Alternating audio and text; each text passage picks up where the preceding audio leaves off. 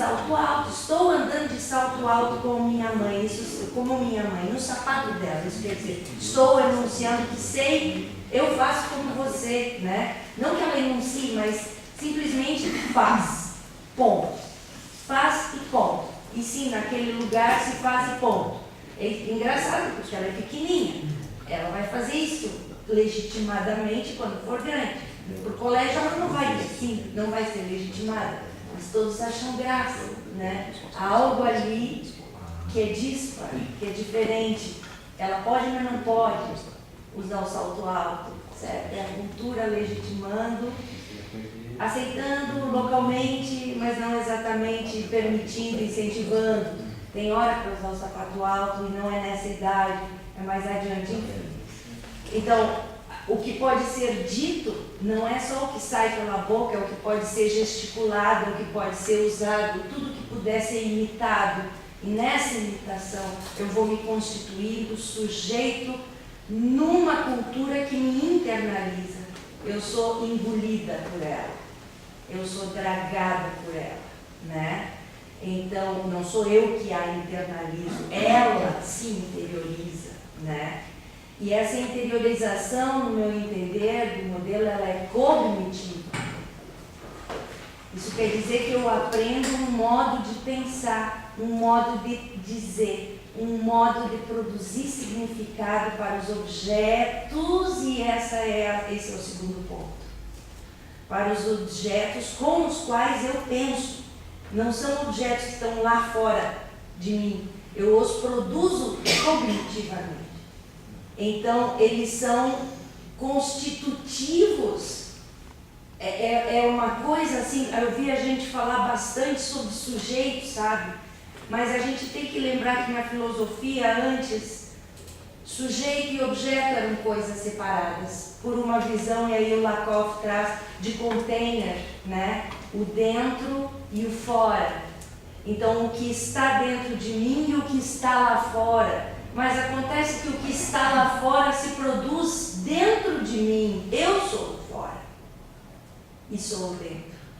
E quando eu digo eu, é simplesmente para apontar o local geométrico no espaço de quem fala, porque se vocês fechassem os olhos, eu sou só fala. Eu me constituo fala, né? E o Rômulo escreve isso, ele diz que, ele não diz com essas palavras, mas eu sinto assim como se ele tivesse medo, né, de um mundo que fosse feito só de conversas, sem corpos.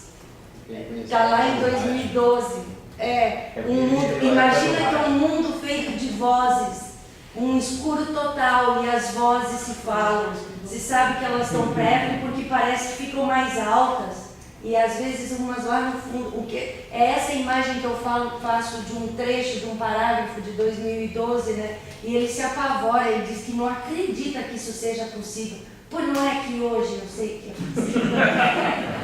E eu vou dizer por quê, sabe? Tem um YouTube aí, eu não vou dizer o nome, certo? Mas as pessoas, porque os YouTubers, eles costumam mostrar suas imagens.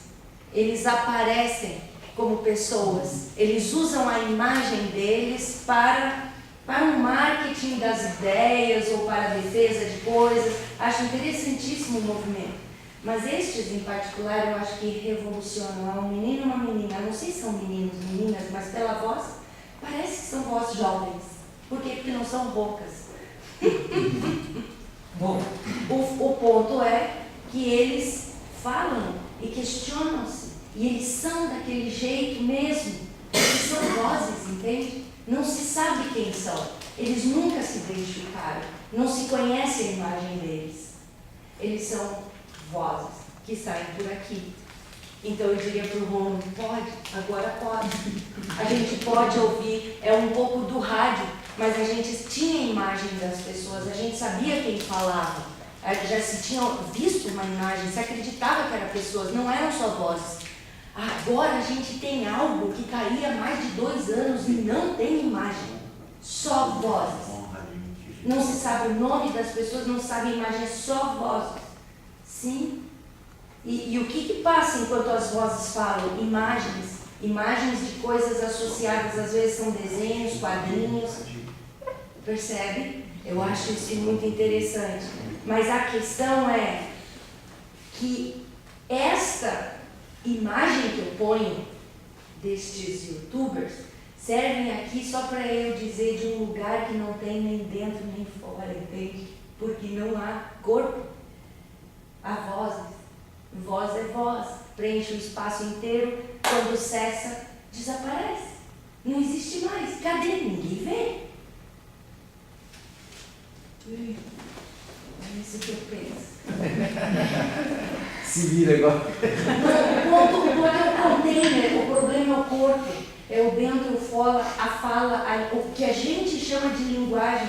E quando a gente abre o dicionário, tem lá a acepção da palavra, o que seja linguagem. Se abrir um dicionário de filosofia da linguagem, vai ter a definição, a acepção do que é linguagem. Mas a gente não aprende linguagem pela definição da linguagem, a gente é linguagem. Desde criança a gente é linguagem.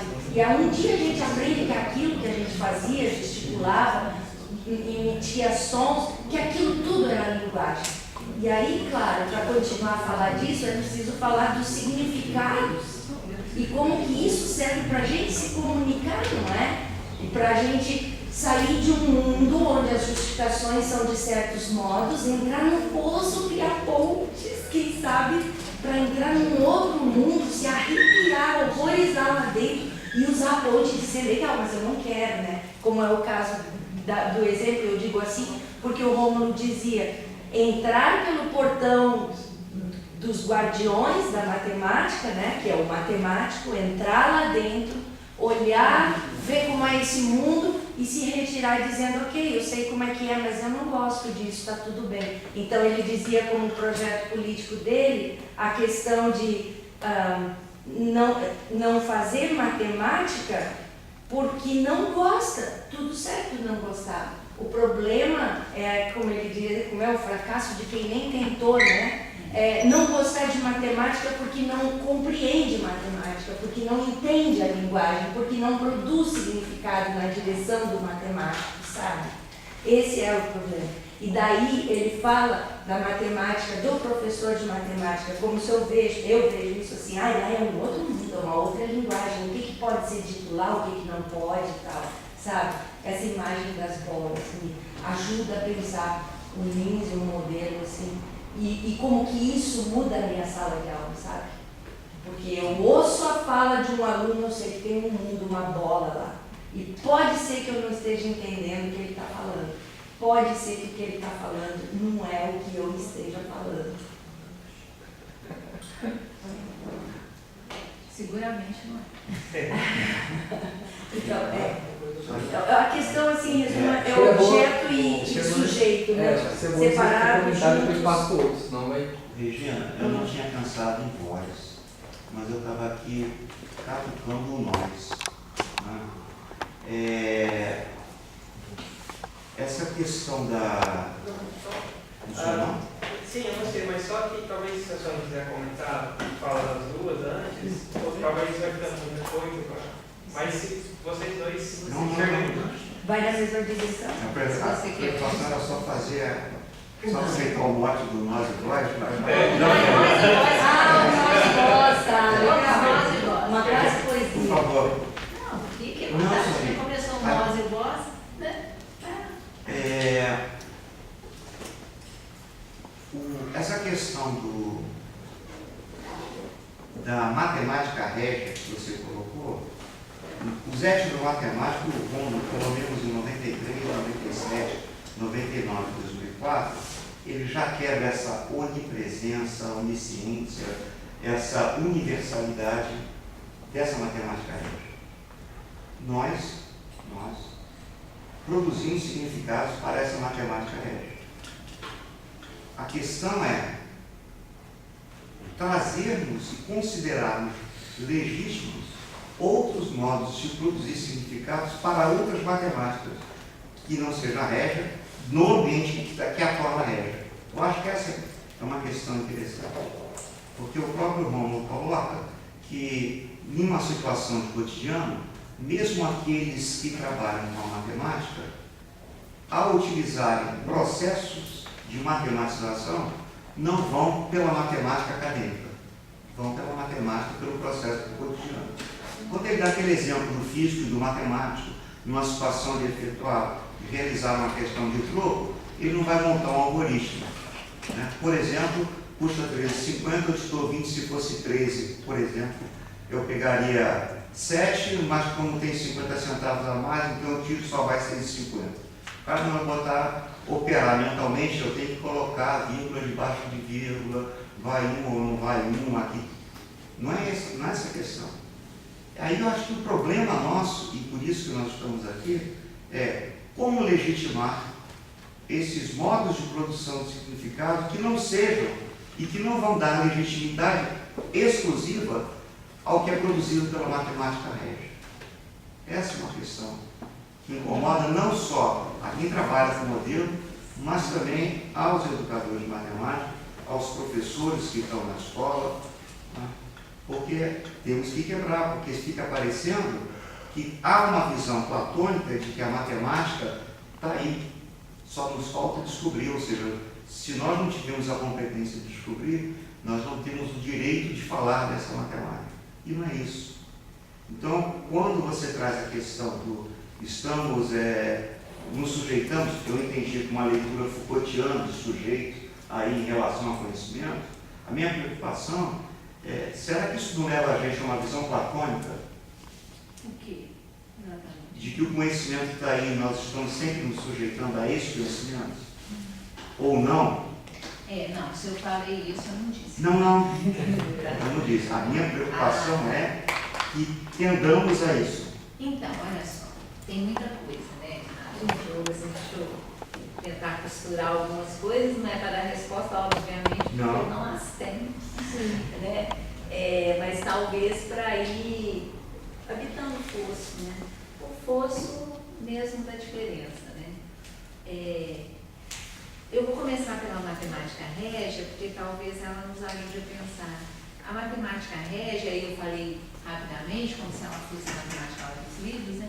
Mas a matemática régia é a matemática operada por algum aparelho de Estado, né? Então, qualquer situação que, por exemplo, mais de 3 pode ser a matemática régia, né?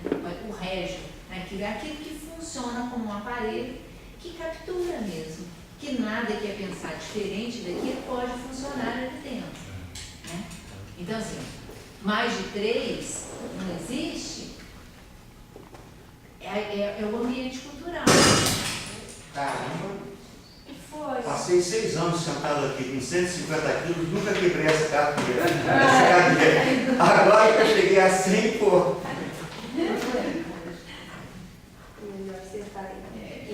Essa aqui também está solta, não vai cair. Eu fiquei ali exatamente, você lembra, Salinha? Eu fiquei 6 anos sentado naquela cadeira. Exatamente, que era que aguentava o meu peso e eu conseguia me mexer. Sua resistência pelo saúde. Se você tivesse diversificado. Foi a borrachinha aqui. Então, a matemática régia, nesse caso, é sempre relação, né? Então, não é uma coisa que está e que é, assim como a questão do sujeito, né? Não é uma questão que está posta e, assim, ninguém vai discutir. Então, quando eu falei da matemática, porque existência e o existencial não é nunca parado, é sempre movimento, o meu entendimento ao menos. Então, a matemática, não existe uma matemática régia que está lá parada, porque existe uma relação de estado com determinados conhecimentos, né? Independente do conhecimento, mas dependente da relação. Talvez pelo seu ar nisso. Exato. É tudo isso que a gente vai, né, aos poucos. Eu ainda te corri o risco, porque eu falei assim, vou falar bem rápido, porque eu não queria ficar aqui falando das minhas coisas. Eu queria ouvir para a gente trocar. Então a gente corre esse risco mesmo e eu acho um bom risco, né? Então, assim, nesse sentido, a própria existência é um movimento que é todo, né? Então, a matemática também.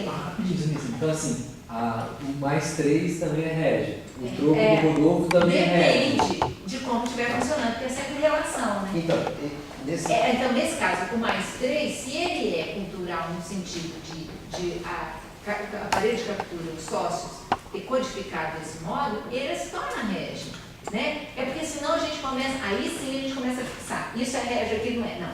O régio, eles vão dizer do régio e o nômade, né?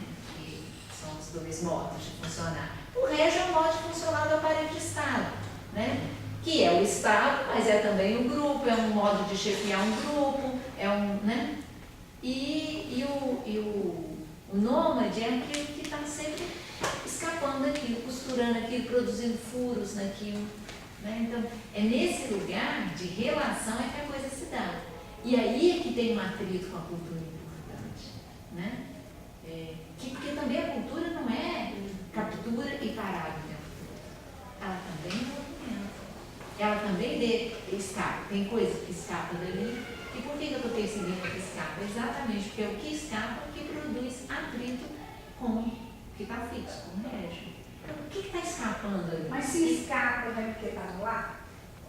Não, a questão é que o lá é que é a questão, né? Não é lá um lugar, nem lá um estabelecido, né? Mas como escapa? Quando você vai falar desse que escapa?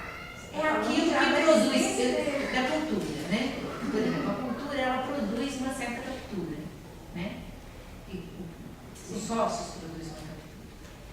E o que escapa desta interioridade produzida por esses sócios. Então, por exemplo, todo mundo sabe que para você fazer uma equação de primeiro grau, você tem que fazer assim. Talvez a palavra escapa, porque para mim, no sentido maior, então você está vendo já que é transformação, o que é produzido a partir disso. Então, ele não escapou igual, entendeu? Não, é exatamente. É o modo de funcionamento. Eles chamam de escape, a gente pode até produzir um outro nome. Esse que eu digo deles de Atari, a gente vai um pouco com isso, né? Mas você está querendo falar um que é Não, então, era justamente sobre essa questão do escape e do se é produzido matemática. Eu acho que a primeira coisa é que o problema que nós podemos olhar, no meu entendimento, é, se olharmos para a matemática régia, apenas do ponto de vista do que um representante legítimo da matemática régia diz, ele é quem estabelece esses limites. Um exemplo disso, eu vi agora, presenciei esses dias uma conversa entre uma pessoa falando que ela estava fazendo um curso de física quântica e que usava física quântica para tratar, diagnosticar doenças, um tanto de coisa. E um colega meu de sala de trabalho lá, a gente divide sala entre os docentes, ele é físico. Para ele é um absurdo. Não existe isso. Não é física quântica. Porque física quântica é aquilo determinado pelas normas, pelas equações, pela área científica da física quântica. Então, isso que as pessoas têm aí, tem gente agora que faz círculos de fala, e tem um tanto de coisa lá assim e tal. E chama de física quântica. Agora, quem diz que isso não é física quântica é um representante legitimado pelos físicos, né? Da mesma forma, vai me dizer que a pessoa que trabalha com numerologia e tal, tem gente aí que muda o nome, diz que fez fortuna ou perdeu fortuna por causa disso. No entanto, eu duvido muito que uma pessoa que tenha toda essa habilidade e ela possa chegar no matemático e saber como que ele vai morrer, como que ele vai fazer não sei o que, se ela é aceita na academia. Porque o que cabe a isso, a determinar, mas existe uma outra prática lá que aquela pessoa chama, né? Eu acho que isso, até que se construa, vou usar a palavra sua, até que se construa, se estabeleçam pontes, né, aí eu acho que o que a gente tem são campos bem distintos, né? E aí eu acho que dá para falar de sentidos mesmo diferentes, e não só de significados, né? Que ainda não tem construído aí. O dia que esse negócio lá desse círculo, desses diagnósticos começarem a dar resultado e que alguém... Agora eu me perdi um pouquinho porque eu queria falar de uma outra coisa assim. Mas o que eu quero voltar à questão da legitimação, né? Porque eu fico às vezes pensando, eu lembro de uma coisa muito simples, que era, na minha família tem uma tradição lá, principalmente as mulheres dominavam das gerações anteriores alguns processos de cura por meio de plantas. E era sabido, por exemplo, lá desde não sei quanto tempo, que a gente usava a mangava, que é uma planta do cerrado, para curar bronquite ou para protelar e tal. Aí, há um tempo atrás, eu me deparo com um texto de alguém da Federal do Pará, dizendo com o Instituto lá de Belém, isso, verde, porque eles conseguiram identificar que a mangava, isolar lá o princípio ativo, então eles estavam patenteando que a mangava agora sim tratava. Aí eu falei, cara, vai falar isso pra vovó Kika, vai falar isso pra minha avó Leocátia. Véi, há quanto tempo a gente sabia disso? Mas só agora a cura. E aí, esse é um problema, quer dizer, para a academia só agora a cura. Né? Para as pessoas que produziam, então, enquanto ou você captura, aí agora para mim esse é um exemplo de captura, né? Ou às vezes pode ser que tenha um exemplo de acomodação, porque eu acho que no processo da questão escolar, que era onde eu queria chegar, quando eu olho para um texto de alguns matemáticos aceitando, por exemplo, quando eu olho para o texto do Elon Lages Lima falando para ensinar jogo de sinais, o amigo do meu amigo e o inimigo do meu inimigo é meu amigo. Ora, aquilo ali é o quê? Ele está, de certa forma, incorporando algo que não tem a menor justificativa matemática. Do ponto de vista matemático, e eu aposto, quer dizer, se ele viesse, ou qualquer um representante dele viesse aqui explicar jogo de sinal, ele não faria isso nunca, aqui nessa sala. Então, esse eu acho que é quando a gente fala da questão do modo de que há sim produção de significados. E ora, e aí, esse é porque aí eu acho que na estipulação local se diz isso, né? Porque quando eu digo que eu duvido que alguém, o Elon lá, ou um representante dele, viria nessa sala aqui, nesse quadro, falar o exemplo para essa plateia aqui, do amigo do meu amigo, é uma coisa. Agora eu aposto que se ele entrasse lá numa sexta série para conversar com os meninos do sexto ano, provavelmente ele usasse isso. Né? Porque aí, eu acho que é isso que não tem esse lugar estabelecido. Agora quando você formaliza, é porque alguém vai ter que determinar esse fosso. Então, assim, eu queria voltar um pouquinho no fosso, porque eu usei o fosso aqui, neste momento, pensando no meio acadêmico com pesquisadores, né, que operam no mesmo ambiente, digamos assim, da educação matemática. Né? Não sei se eu usaria esse termo para falar desses mundos. Né? Eu gostei depois, Vocês são, né? Não sei se eu usaria, mas eu gosto de usar, eu gosto do fosso, talvez jacaré, outros bichos possam morar lá, tal, um pouquinho aqui. Mas é mais para pensar a produção da diferença. Né? A gente tem questões em comuns que, por exemplo, nem vocês, nem acho que eu, quem está pensando na filosofia da diferença, está pensando no conhecimento do sujeito em caixinhas separadas. Né? Eu acho que isso a gente também tem de possibilidade. Então, a gente não precisa, a gente já pode, né, vencer essa etapa.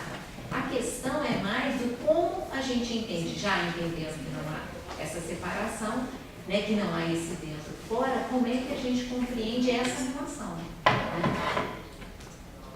Como que a gente compreende, enfim, esse sujeito e esse objeto?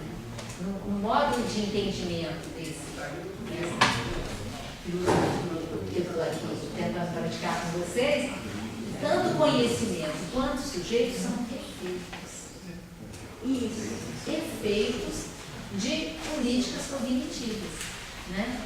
E, portanto, igualmente locais. Né?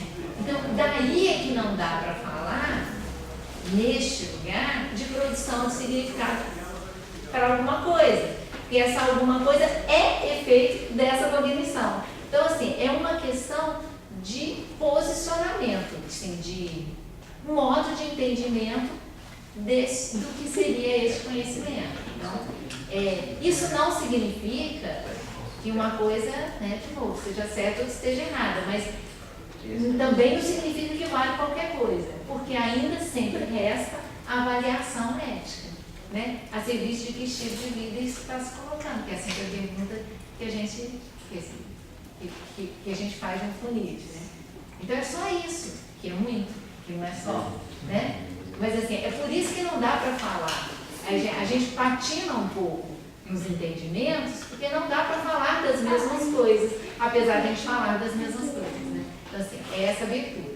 Quando a gente está entendendo que o sujeito é já a produção dessa definição, não há como dizer que, por exemplo, o sujeito é o sujeito da linguagem, né?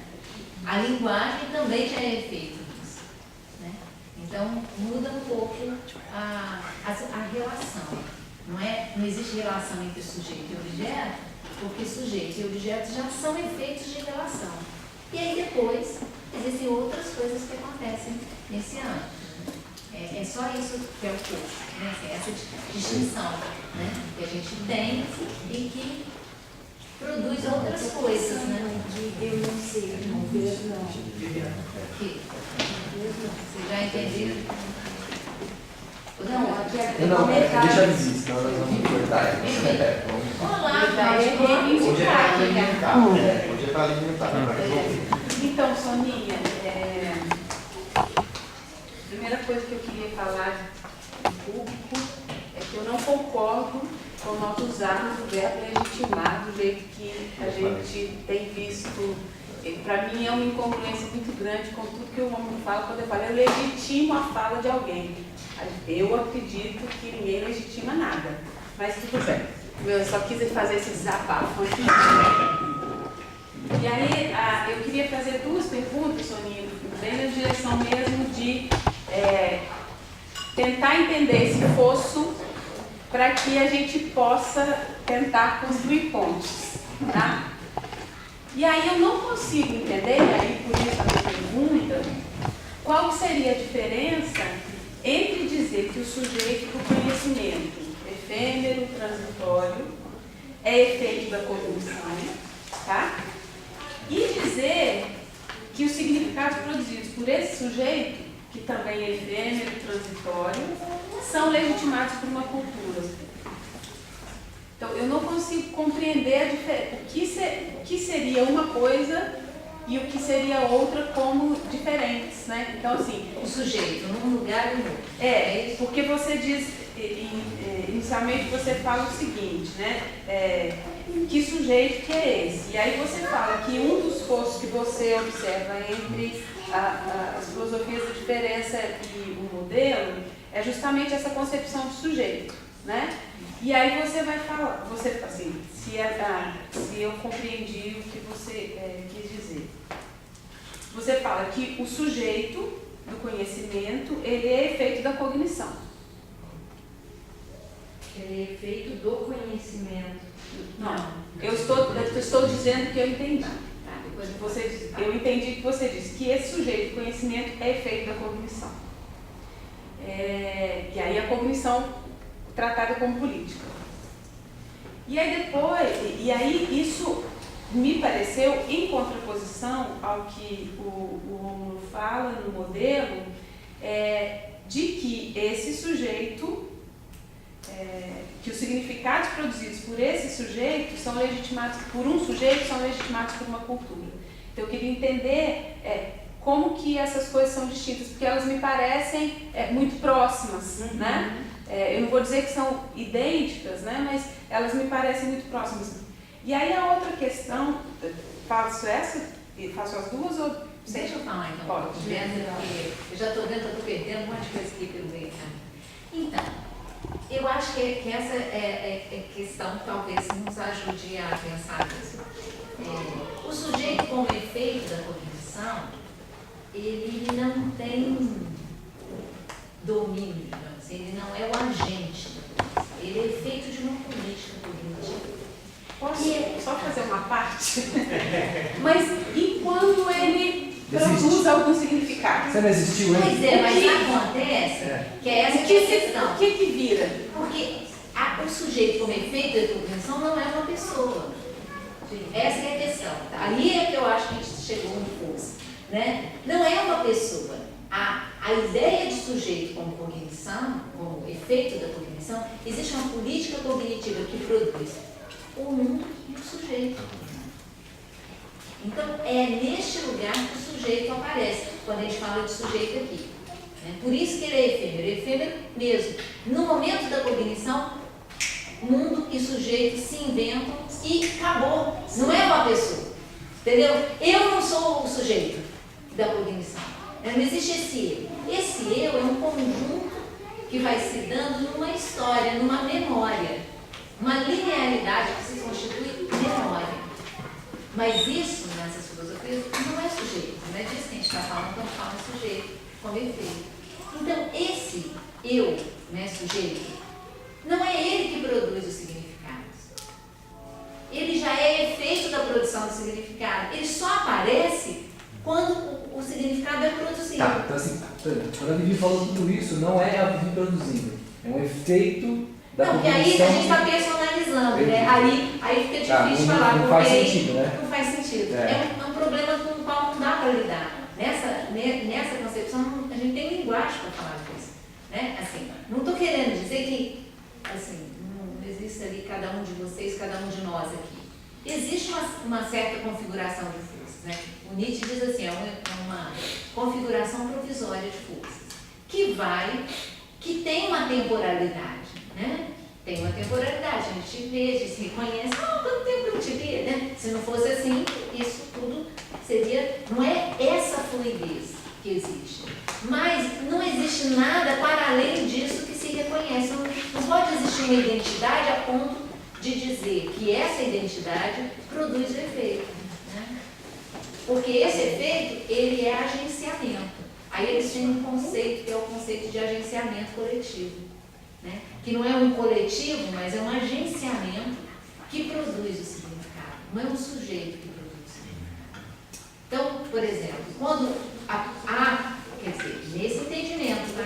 Quando há a produção do significado, há a produção do sujeito e do significado junto. Mundo e sujeito se constituem. Nessa invenção. O sujeito se produz pela produção do significado? Ele é feito da produção do significado e não o agente dela. Então é a Vivi que produziu o significado ou ela que falou. Então não tem como legitimar.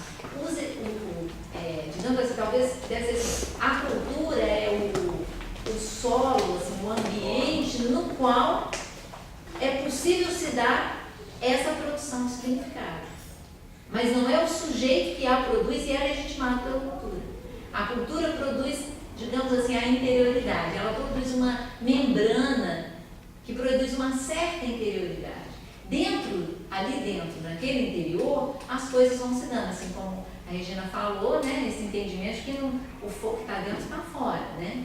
A gente diz assim, as forças que constituem o mundo são exatamente as mesmas que constituem essa água, esse corpo, o pensamento, são exatamente as mesmas coisas. Então, dentro e fora não é esse o caso. Né? Mas a cultura é, digamos assim, um certo ambiente, o ambiente cultural, na qual aqueles significados, eles são possíveis eles aparecem como possíveis. Né? Seria, a Regina falou, num outro ambiente cultural, aqueles significados não seriam possíveis, não se abririam como possíveis, mas como agenciamento, nunca como um sujeito que enuncia ou um sujeito que produz o significado. Naquele momento em que o significado é enunciado, o sujeito é produzido. Entendeu? Mas isso está... Não, eu entendi, mas eu tenho uma dificuldade em lidar com isso quando eu penso numa situação de leitura, né?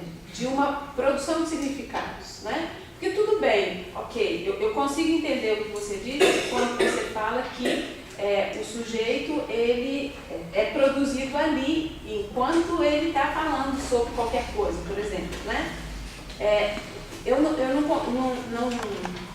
não acredito que exista algo nisso que você fala que eu falo assim, que eu discordo, sabe? Eu disse, não concordo com isso, porque eu não acho. Porque eu acho que isso acontece de fato, né? Mas aí a minha dificuldade é em como falar sobre questões. E aí eu vou ser muito pragmática, né? Como eu vou falar com o meu aluno, que é professor de matemática, para falar ou para pensar em situações que ocorram dentro de sala de aula, e pensar num...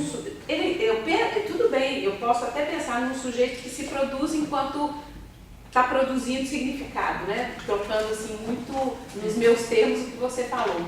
Mas qual seria o sentido em termos assim, de efeitos que isso produz, eu não dizer do sujeito produzir significado e sim falar do sujeito sendo produzido pelos significados que ele produz? Assim, praticamente, em termos de falar, nada. Mas, em termos de produção, de modo de existir, tudo. Sim. Então, assim, na prática é isso. A gente fala porque a gente dá conta de falar que é possível, né? Eu posso falar isso. E eu, assim como eu cheguei, falei um monte de coisa e depois fiquei corrigindo rumos, né? A questão não é tanto isso, falar para o meu aluno isso, é como que eu acolho o que vem desse meu aluno. Então, essa abertura ela pode se dar num lugar ou outro, então tudo bem, que vida se afirma. E aí eu acho que a gente chega em algo que eu acho que talvez fosse uma fonte possível, né? Que eu acho que é a abertura para o diferente, né? Então, a escuta nesse sentido, assim, então, quando eu penso no significado sendo produzido e eu tomo a existência dessa possibilidade, mesmo aquilo não sendo comparado e medido a partir de um outro, né?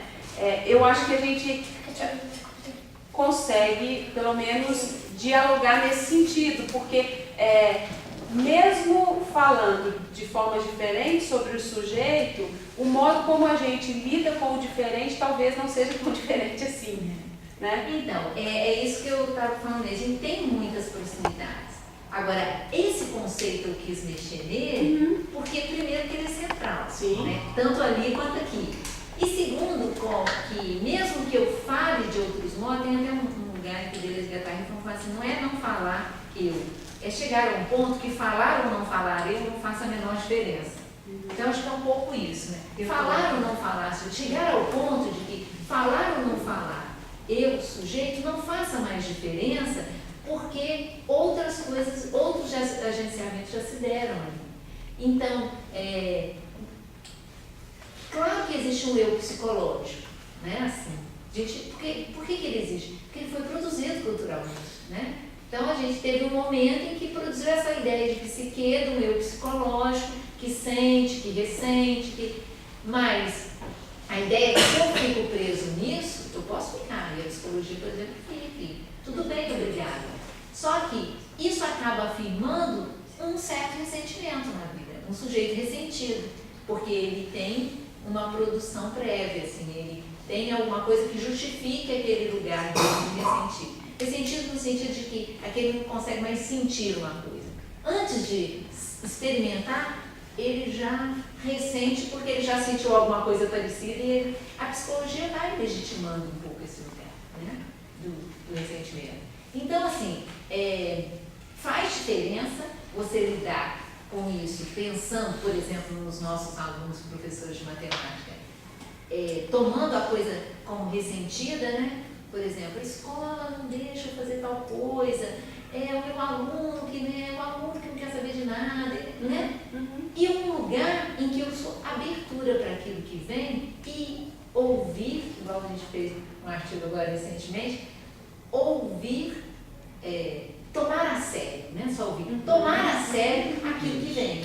Como que eu tomo a sério o meu aluno, né, por exemplo? Como que eu tomo a sério matematicamente o aluno, né? Sem pensar, o que ele está falando é besteira. Né? Aí eu já falei isso várias vezes, o tal do 17x menos x igual a 17, besteira, apaga. E você tomar a sério aquilo, porque na hora que aquilo se produz, que produz aquele conhecimento, 17x menos x igual a 17, é produzido alguém mesmo. Existe um sujeito ali que é produzido por aquela cognição.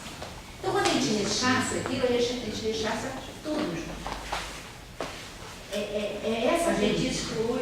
É essa política, é esse entendimento de sujeito que produz uma política, que produz uma estética de vida. Então, de novo, a serviço de que estilo de vida isso se coloca. Né? Então, assim, não é uma disputa cognitiva.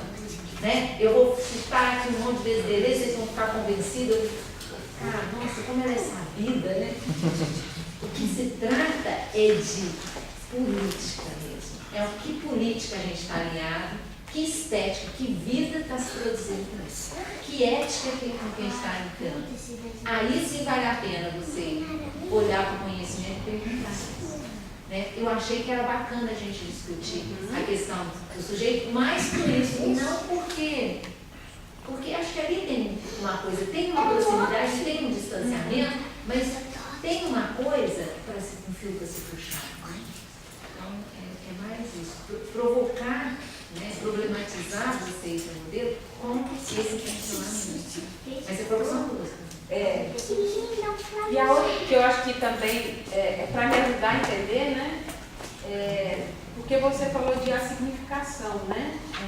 Então, eu fiquei me perguntando, e aí eu acho que é justamente por estar tentando entender esse sujeito como efeito da cognição.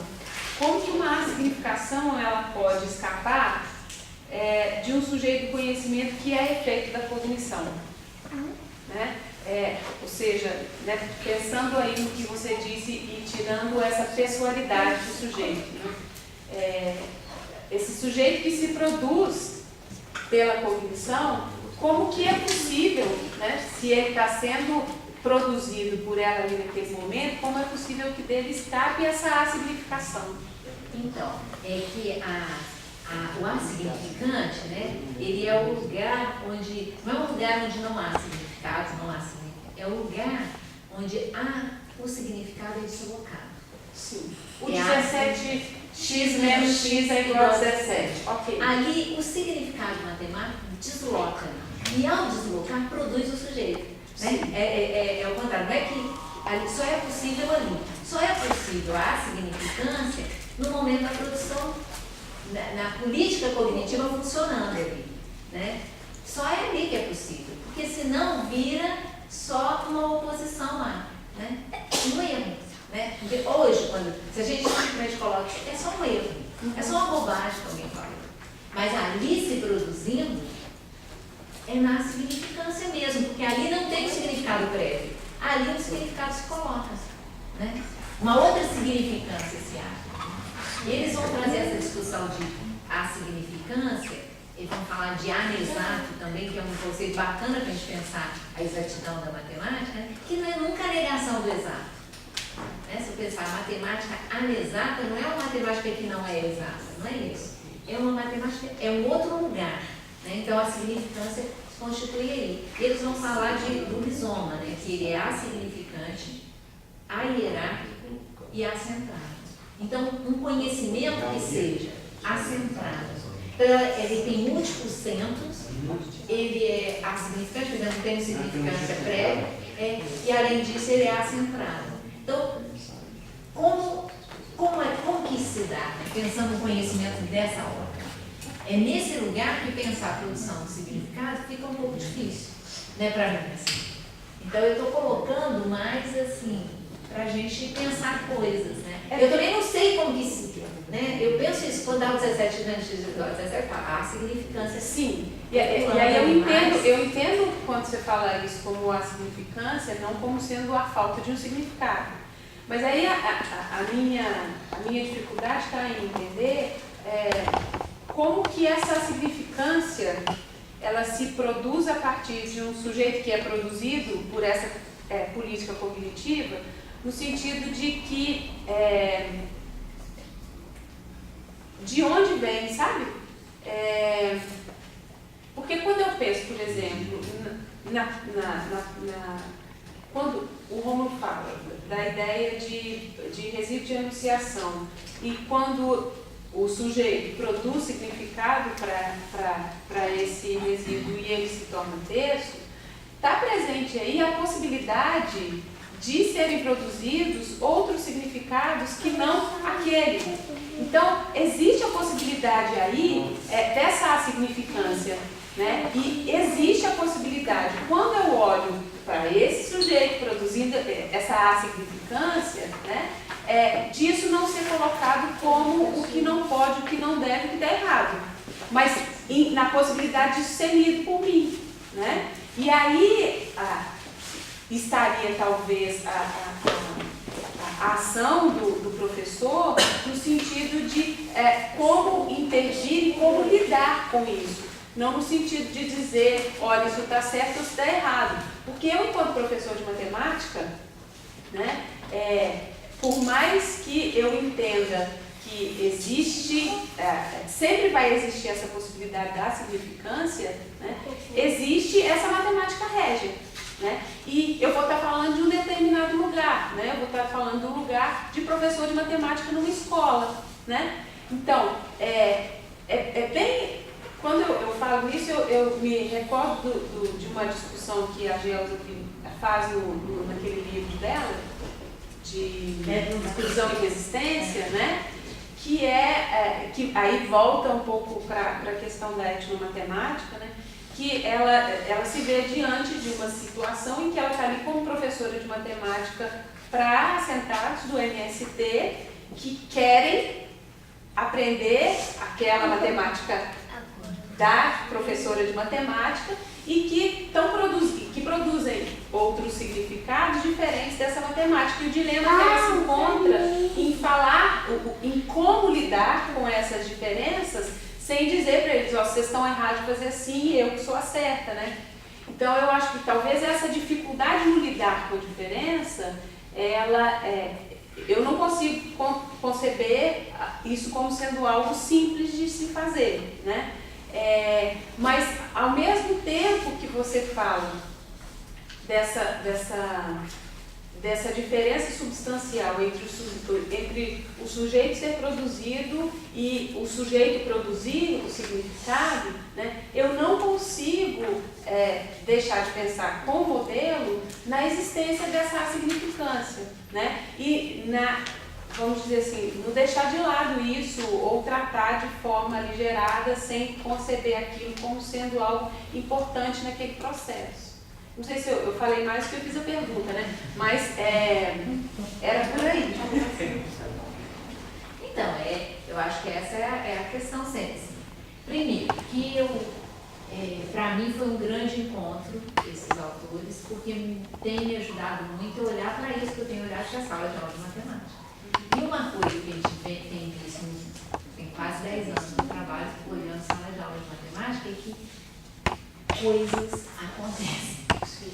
E coisas acontecem o tempo todo. Né? E isso é, para mim, uma grande sacada. Assim, um primeiro momento, o Giovanni mesmo, vou usar o exemplo dele, que já está por aqui mesmo, já habita entre nós. Ele fazia mestrado e já tinha feito iniciação científica comigo, ele chega da escola e fala, tudo igual, não está acontecendo nada lá. Né? Então me conta o que aconteceu. Nós já escrevemos 2 artigos sobre aquilo, ele escreveu a tese a partir daquilo. É o nada que está acontecendo, é o tudo que está acontecendo. Né? Então, tem coisas acontecendo o tempo todo. A questão que eu chamei de escape, né? Assim, por mais que você queira acolher tudo, você não vai acolher. Não vai acolher porque isso não existe. O que existe é o que existe. É o possível que se dá. Você às vezes acolhe uma coisa, outra, mas ainda assim as coisas continuam acontecendo. Por isso que eu insisto nessa coisa, a matemática como uma idealidade, né? É um lugar a se chegar, né? Todo mundo sabe o que é aquilo. Ela tem uma teleologia, né? Vou chegar lá. Ela também é um ideal porque ela está nessa moralidade do certo e errado, né? Então, e essa matemática não é matemática régia, é aquilo que se constitui como matemática régia, por exemplo, acima de 3 nada mais, né? Assim, ela pode se constituir como este lugar. Ainda assim, lá na comunidade, lá na sala de aula, tem coisas escapando a isso, né? A esse modo. Tem coisas acontecendo o tempo todo. E ao acontecer isso, a significância, o sujeito é produzido. É produzido ali, né, com aquela cognição. quer eu dê conta, quer eu não dê conta daquilo, quer eu legitime, quer eu não. Não sei se eu posso dizer assim, quer dizer, as coisas continuam acontecendo. Então, eu acho que, assim, do ponto de vista de formação do professor, que é uma pergunta da professora, primeiro, isso existe. Segundo, com isso existindo, como é que eu tomo a sério aquilo? Sabendo que eu não vou dar conta de tudo, mas que aquilo vai continuar produzindo esses meus alunos, vai continuar produzindo a dinâmica da sala de aula. Porque a sala de aula não é o professor e os alunos, é muito mais coisa acontecendo ali dentro, né? E nisso acho que a gente já está muito próximo também. Né? Então, é um pouco, o que eu vejo é isso, o que me aplaca a ansiedade nisso é a crença mesmo, acreditar naquele processo, que aquilo vai constituindo, e que o que eu tenho que tirar da frente é essa idealidade. O ideal a ser atingido. Todos vão chegar lá, ou precisam chegar lá, ou é bacana que entenda aquele conceito. Não porque são trocas 6 por meia dúzia, né? Quando eu apresento 17x menos x igual a 17, o que rolou daquilo? Sempre tem alguém que me pergunta, então eu vou deixar de ensinar que 17x menos x é 16x, vou ter que ensinar que é 17? Não, claro que não é isso. Porque mesmo, aí você torna aquilo uma matemática reta, você pratica aquilo e o 16x vai aparecer como resíduo, talvez, disso, como escape, disso, sei lá como que a gente pode chamar. Então a questão é, a matemática fora da idealidade, ela é o que acontece na sala de aula. Então, 17x menos x igual a 17 é o que acontece, é o possível que se dá. E o possível que se dá abre novos possíveis. E aí, na abertura de novos possíveis, é que o professor opera. Esse é o meu entendimento hoje, junto com essas coisas. Né? Então, aquilo abre possíveis, no sentido de coisas que não estavam abertas antes, e esse abertura de possíveis abre outros possíveis, e aí o professor desliza nisso. Repete para mim o que você falou a respeito da matemática, daí todo mundo sabe. Idealidade. Essa idealidade, né, assim, tem um lugar a se chegar. A matemática é isso. Assim como o currículo, né? O currículo é isso. Tem um lugar para se chegar. E, na verdade, o que eu estou querendo dizer, assim, do modo como eu entendo, é que a matemática é aquilo que acontece. É a prática. Isso eu entendo, eu concordo contigo. Agora, eu acho que nem entre os matemáticos, a matemática é essa idealizada, porque eles não têm consenso. Não precisa ter consenso daquela idealidade. Basta que uma coisa, meu entendimento,